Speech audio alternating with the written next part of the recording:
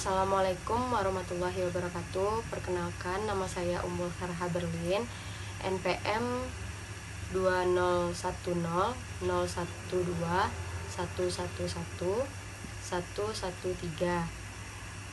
Saya dari kelas Ilmu Hukum 1C. Di video kali ini saya akan menjawab soal UTS mata kuliah Ilmu Negara, dosen pengampu Ibu Resma Bintani Gustaliza. Soal nomor 1, sebutkanlah istilah ilmu negara dalam berbagai bahasa. Yang pertama yaitu dalam bahasa Belanda, Staat. Yang kedua dalam bahasa Jerman yaitu Deutschland.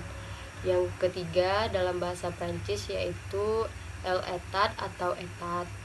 Dalam bahasa Inggris yaitu State. Dan yang selanjutnya dalam bahasa Latin status atau statum. Soal nomor 2, definisi negara dari pendapat para ahli. Yang pertama yaitu menurut Aristoteles, negara adalah persekutuan manusia dari keluarga dan desa untuk mencapai kehidupan yang sebaik-baiknya. Yang kedua, menurut Augustinus, negara adalah terbagi menjadi dua, yaitu Civitas Dei yang artinya negara Tuhan, dan Civitas Terrena atau Civitas Diobe yang artinya negara duniawi atau negara iblis. Yang ketiga, Machiavelli, negara adalah negara kekuasaan. Yang keempat, menurut Thomas Hobbes, negara adalah badan atau organisasi hasil dari perjanjian masyarakat. Selanjutnya, menurut John Locke, negara yaitu sama dengan Thomas Hobbes, tetapi hanya perbedaan terletak pada tujuan dan akibatnya. Menurut J.J. Rawls, negara yaitu sama dengan Thomas Hobbes dan John Locke, hanya terdapat dalam perbedaan sebab akibat dan tujuannya. Selanjutnya, menurut Harold J. Lasky, negara adalah suatu masyarakat yang diinterogasikan karena mempunyai wewenang yang bersifat memaksa dan yang secara sah lebih agung daripada individu atau kelompok yang merupakan bagian dari masyarakat itu. Selanjutnya yaitu menurut Max Weber, negara adalah suatu masyarakat yang mempunyai monopoli dalam penggunaan kekerasan fisik. Selanjutnya soal nomor 3, jelaskan alasan mengapa harus ada negara. Karena negara merupakan syarat untuk membangun sistem pemerintahan yang mengatur makhluk sosial serta partisipasi untuk membangun negara.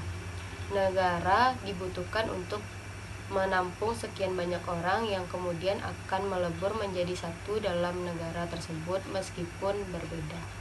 Selanjutnya soal nomor 4, mengapa George Jelinek disebut sebagai Bapak Ilmu Negara? Jelaskan. Karena dialah orang yang pertama kali melakukan penelitian komprehensif tentang ilmu negara. Selanjutnya soal nomor 5, jelaskanlah pembagian ilmu negara menurut George Jelinek. Yang pertama, ilmu negara dalam arti sempit.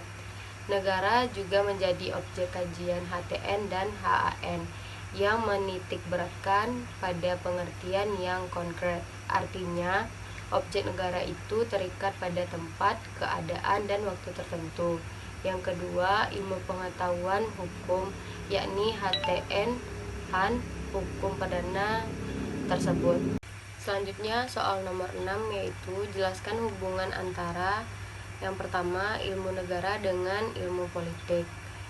Jawabannya menitikberatkan pada sifat-sifat teoritis tentang asas-asas pokok dan pengertian pokok tentang negara, karena itu kurang dinamis. Selanjutnya yang B, hubungan antara ilmu negara dengan hukum tata negara. Ilmu negara adalah dasar dalam penyelenggaraan praktek ketatanegaraan yang diatur dalam hukum tata negara. Lebih lanjut dengan kata lain yaitu ilmu negara yang mempelajari konsep, Teori tentang negara merupakan dasar dalam mempelajari hukum tata negara. Yang terakhir yaitu soal nomor 7.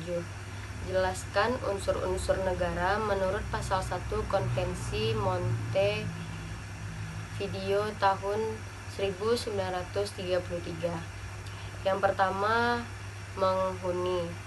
Penduduk atau rakyat merupakan semua orang yang ada di wilayah suatu negara dan taat pada peraturan tersebut. Yang kedua, wilayah. Hal yang amat penting untuk menunjang pembentukan suatu negara. Selanjutnya yang C, kekuasaan tertinggi atau pemerintah yang berdaulat. Sebagai suatu pemerintah yang berdaulat dapat diartikan sebagai suatu pemerintah yang mempunyai kekuasaan tertinggi untuk mengamankan, mempertahankan, mengatur dan melancarkan tata negara, menyelenggarakan pemerintah secara penuh. Yang D, kesanggupan untuk berhubungan dengan negara lain. Ketika negara itu mampu melakukan hubungan-hubungan dengan negara lain dalam bidang ekonomi, pendidikan, politik, budaya, dan lain-lain. Demikian jawaban UTS dari saya. Bila ada kata-kata yang salah, mohon dimaafkan. Wabillahi taufiq wal hidayah. Assalamualaikum warahmatullahi wabarakatuh.